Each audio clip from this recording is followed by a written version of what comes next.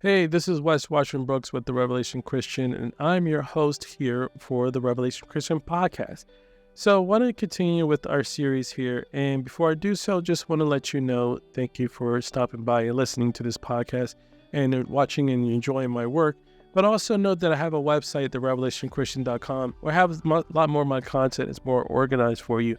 So if you want to learn specifically about the false prophet or the Antichrist or Book of Revelation or prophecy news, there's a lot more resources there on the revelationchristian.com to really help you and support you in your effort and what you're trying to learn within this modern day and time. And also, if you also want to get updates as to what I'm doing or what relevant news events pertaining to the Book of Revelation or prophecy, you want updates, you can also become a subscriber as well. Where I can inform you what's going on.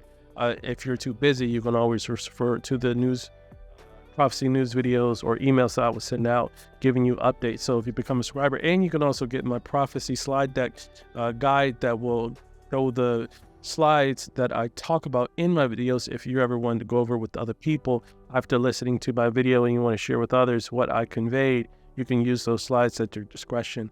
But then there's also the community too. It's a Revelation Christian community that I also have on the website. So if you become a member, you could join a community of Revelation Christians that are learning in agreement with what I'm talking about. So you don't have to feel like you're alone when you're talking about this topic, that you can come to a place in fellowship and engage in conversations about some of the videos I post in the community page. So definitely become a member if you find that you want a place to be able to really feel like you belong. And I think it'll be very helpful to you if you decide to do that. And of course, you always have my contact info on the website as well if you ever want to reach out to me on social media or via email.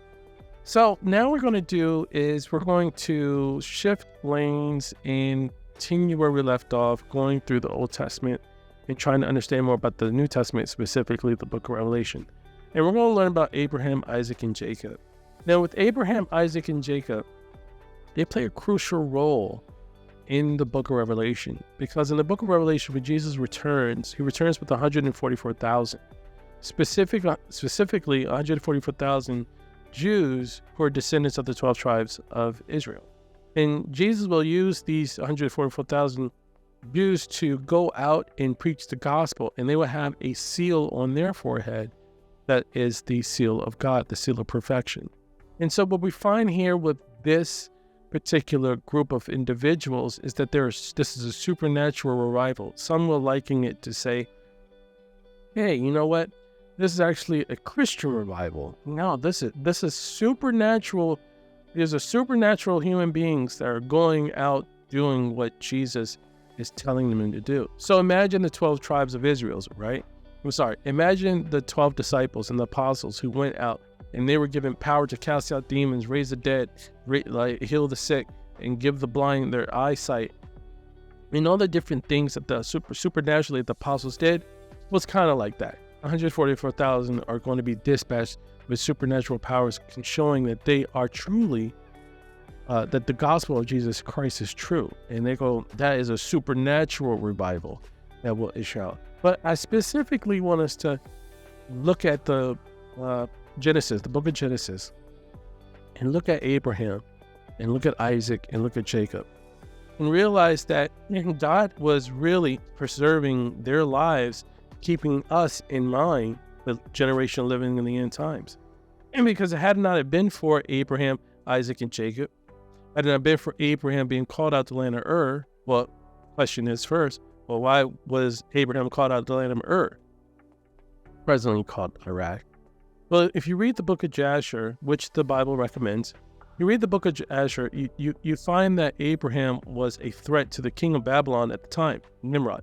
And you find that the king of Babylon wanted him dead because there was a prophecy pointing to his father's son, which was Abraham, would be the chosen one in which Messiah would come from and rule the earth. And that was a threat to that king, similar to how Herod felt threatened when he learned that Messiah was born. And so here we find that Abraham was targeted, and so God called him out to try to end his life so that Messiah wouldn't be born. So God called him out, and the reason why God called him out because he was under the leadership of Noah. He was a student of Noah. So God saw that he believed the testimony of Noah, and so God chose him. And so what we find here is that God calls Abram out, later becomes Abraham, and he goes through this ordeal of leaving Ur, because you find out that Abraham has a nephew, and there's all this missing story that we don't know about, well, if Abraham had a nephew, then who's his brother? And who was his parents? And why did he leave? So there's a lot to that when you read the book of Joshua, which I'm going to do for you all too, to reveal to you the backstory that the Bible does not include, but does recommend you read. So in understanding 144,000, you understand that God was preserving Abraham's life for our benefit. So he's looking into the future, thinking about us in the past. So seeing what Abraham was going through in his plight to get out of Ur for the sake of his life, God was thinking about us. God had us in mind. So this is just something I want to bring to your mind. So if you ever decide to read the book of Genesis and learning more about Abraham and Sarah, and you see what God saves them through their tribulation, their persecution, their obstacles, and their ordeals, you see that God is doing it with us in mind, because he will then use their descendants, the 144,000, to be a witness unto the world to share the testimony of Jesus Christ. Now let's look at Isaac. So Isaac also had a half-brother from Hagar, Ishmael. Now Isaac's brother and Isaac's mother, Sarah, and her maid, Hagar, were not eye to eye when Abraham had two boys, because the prophecy that the Lord told Abram was that his son through Sarah will be the seed, the chosen one, in which Messiah would come through. But seeing that Abraham had got Hagar pregnant, those two didn't like that, Hagar and Sarah.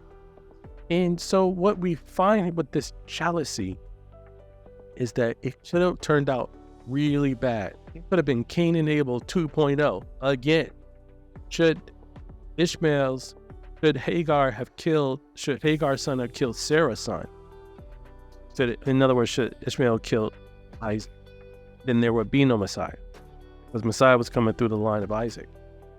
So you see again here how God is intervening so that the way the story turns out is that Hagar takes her son, Sarah keeps her son, and they're separated. Later on, the son becomes the father of Jordanian people. So you see here again how God is intervening, protecting the line of Abraham and Isaac, our benefit in the end days, the last generation. So you see God doing something in the past, but he's thinking about us in the future, saying that I need to preserve this bloodline because this bloodline will be responsible for sharing the gospel in the end times. Then you go to Jacob. Jacob had a son, 12 of them actually. One of them name was Joseph.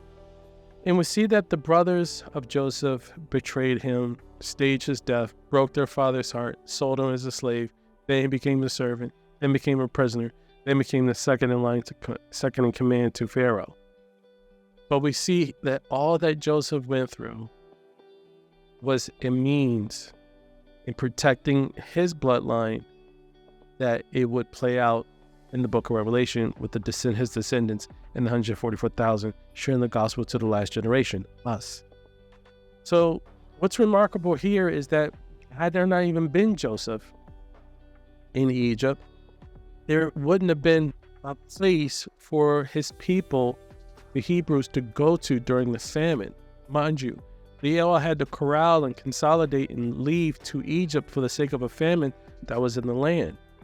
So had Satan been successful in killing the 12 tribes through this famine, had Joseph just stayed in the pit, or Joseph sold somewhere else, or Joseph was sold to or killed as a servant, or stayed in prison, there would be no 12 tribes. They'd all been wiped out. History would have changed course. It would have been a different outcome. But what we find here again is God at work, preserving the 12 sons of Jacob so that their families would then live in Egypt during the famine, saving them from that, then multiplying them in Egypt so that the descendants would multiply enough that at the end time, God will use 144,000 of the descendants of the 12 sons for the sake of the last generation. So again, you're seeing God taking action in the past, our benefit. So I'm going to do another video on the 144,000 specifically so that you can really understand who they are. Once I explain it, you'll be like, oh, that makes total sense. Once I show you the scriptures and once I show you the evidence that supports the claim of who they are and their identification, it'll totally make sense. One thing to note, these are not, well, if you ever come in contact with the folks who are from Jehovah's Witnesses or Mormons, they'll say the 104, they are the true 144,000. That's not true. That the 104,000 are in heaven somewhere. No. Clearly, we see the 144,000 are on Mount Zion, which is the Temple Mount in Israel, in Jerusalem. And they're following Jesus on earth. But they're taught something different to suggest that they're on another planet, or they're specifically 144,000 of them, when clearly they're Jews, they're Jewish. But that's a whole nother story. But anyway, now that you start to read the book of Genesis, and you learn and you start to read about Abraham, you read about Isaac, and you read about Jacob, and you find where God is preserving their life, saving their life, changing the course so that they can be saved from trials and tribulations and obstacles and ordeals, realize that what he's doing is he's preserving their life for the benefit of the last generation. So it's a new perspective that I want to bring to you that I hope you find encouraging and insightful. And thank you so much again for watching. Now remember, you can go to my website, go to the podcast page, and leave a comment after listening. I'd love to hear your feedback, or send me an email, or whatever the case may be, whatever works for you. But thank you so much. Don't lose hope, folks, because remember, Jesus is coming.